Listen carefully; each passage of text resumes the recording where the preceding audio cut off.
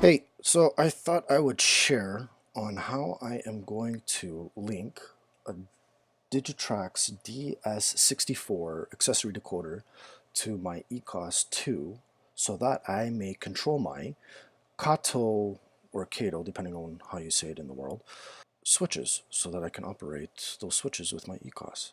Yeah, BNC viewers, so that's what I'm going to do here. Say yes, and voila, we have access to my ECoS right here. All right, so how we're going to begin this is we're going to set up the switches first in regards to creating the options on the ECoS first. Okay, so we're going to go over here to that crooked stop sign with the traffic lights and the switch, so the accessories right there. And I've already put out some here. But that's okay. We're gonna make a new one, so we're gonna go number 2. You have a lot of options here to put in a lot of accessories. Look, just for the first page you have up to 15, then page 2 is another 15, page 3 is another 15, so you have a lot of options. Anyways, okay, so let's continue. So bottom right over here, what we're gonna do is we're gonna click on that. We're gonna have a whole bunch of other options down here as well. You're not seeing my cursor. Sorry. For some reason, I don't know why my cursor doesn't show when I do this. I have to click off screen. Anyway, so you're going to have a whole bunch of options down here on the bottom. We're going to go to the one with the switch, with the crooked stop sign, with the plus. That's going to add an option. With that, we're going to have a whole bunch of boxes here to add the accessories. So we're going to click on the first one. And now we have as many, we're going to write it in. So for you guys that know how to set up accessories, you know how the addresses work. For the rest of you that don't know how the accessories work, it's pretty simple. If you look down here where my cursor is, you'll see 1:1. So what this is the first one is what number the decoder is. So whether you have 1 accessory decoder, 2 accessory decoders, or 3 accessory decoders, each decoder has 4 addresses or 4 options to run, whether it's switches, lights, or even drawbridges. So whatever it is. Okay, so how it works is over here it's the first one. So it's decoder 1 or accessory decoder number 1, channel or option number 1.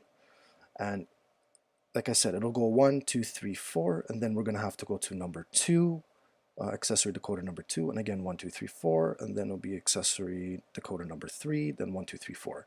So that's how that works with the addressing. So we're going to do protocol DCC. We're going to name it. Let's name it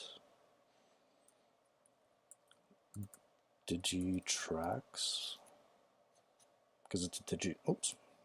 Let's take out the new DigiTrax decoder. Okay, then you can hit the tab button, or you can hit this one here, which is the same thing as a tab button. It'll go down to the next line down. So let's do that. Oops, I missed it. Dang it. Hold on. I'll just hit the check mark and we have to go back here. Okay, let's go back to accessories. Okay, and then we're gonna do right hand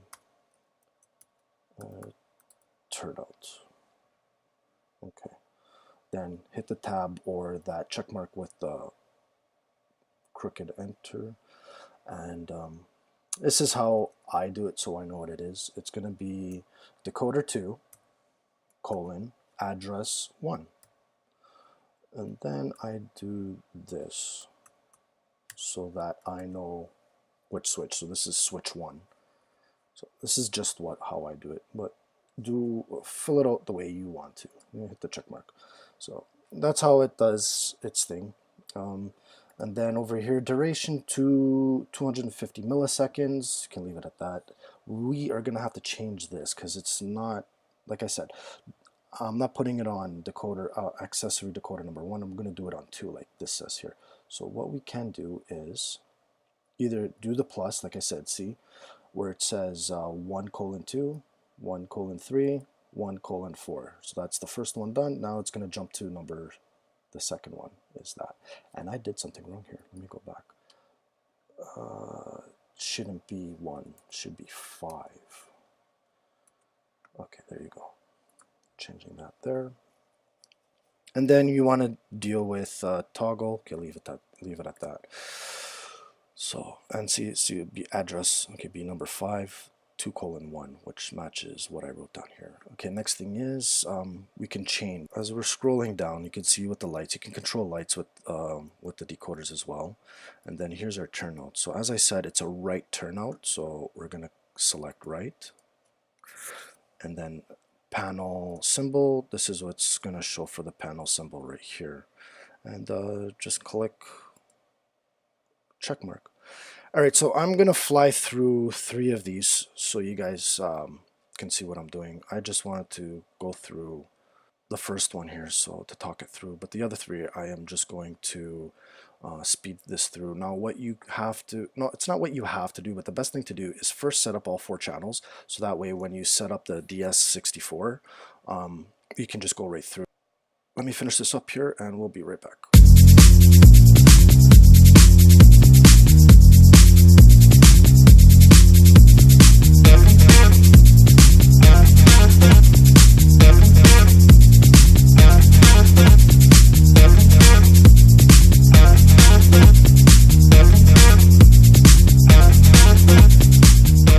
Okay, so now that we've set up our switches on the ECoS, obviously they're not working. So, but what we're going to want to do is go down to the bottom right to the spanner, uncheck that, so that way we can get rid of those boxes. Now we have control over the switches per se, sort of.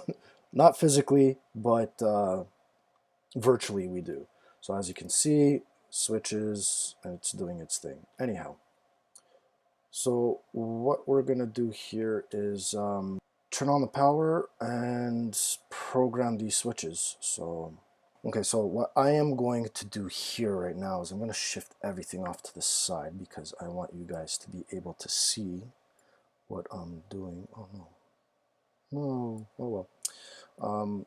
So I'm gonna have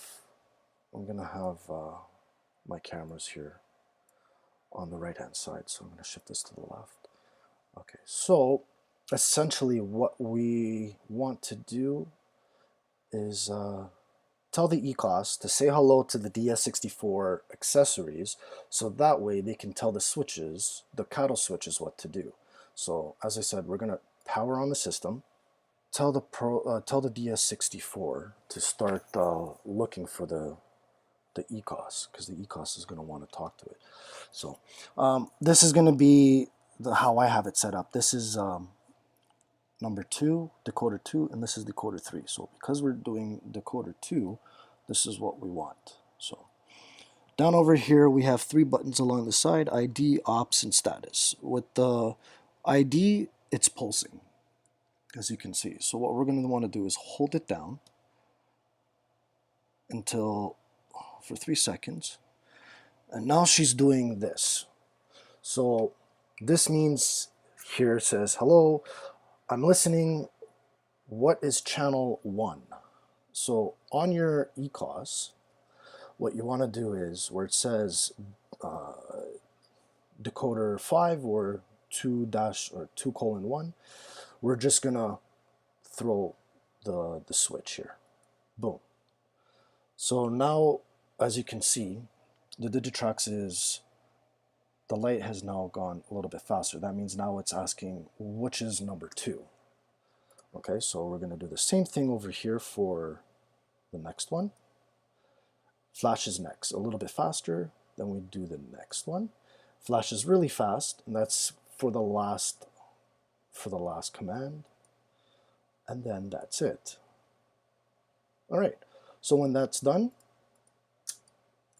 as you can see, it's already working. When that's done, this is what's going to happen over here. So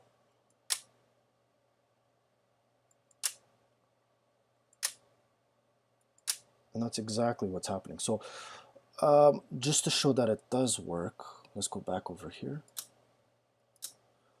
As you can see, that one right there.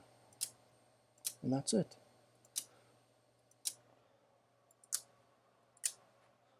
Just give me 2 seconds. I'm going to throw the camera over here. can see. Now oh, that's beside me.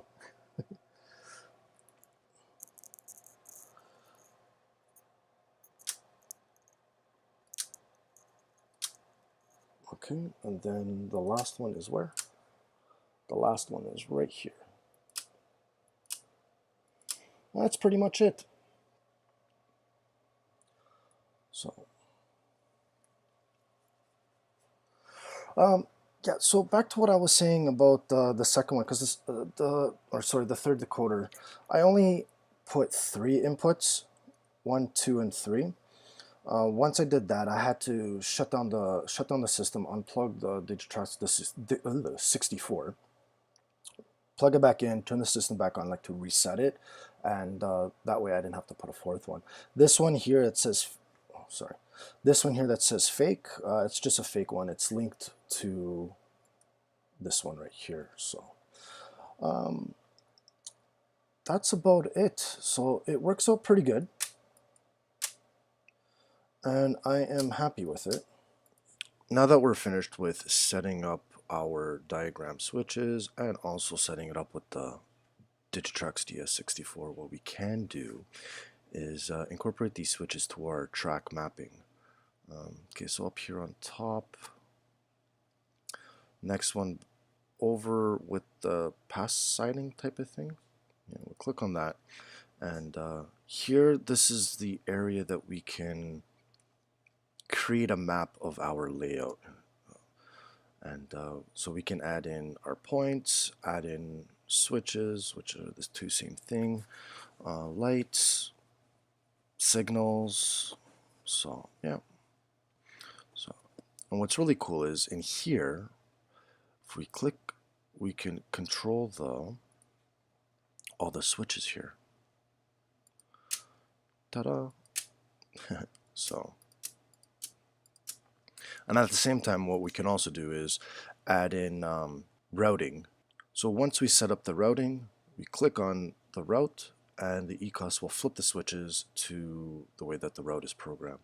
Maybe I'll do a video on that one time, just to show how to create this map and also to set up routes. We'll see. Okay, everyone, thanks for watching, and until next time, keep on modeling.